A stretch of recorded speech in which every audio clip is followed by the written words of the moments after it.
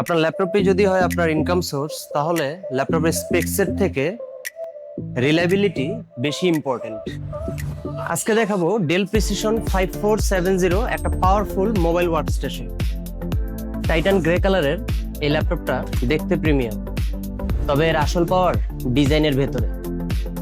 ল্যাপটপটাকে power up করছে Intel core i9 12900H processor, সাথে আছে DDR5 এর 32GB র্যাম এবং SSD হিসেবে থাকছে 512GB NVMe SSD।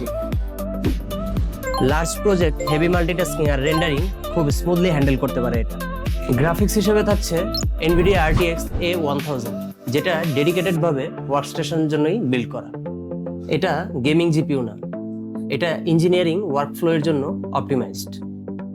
14 inch full HD plus display থাকায় সাধারণ ফুল এইচডি ডিসপ্লের তুলনায় ভার্টিক্যাল ওয়ার্ক স্পেস বেশি পাওয়া যায়।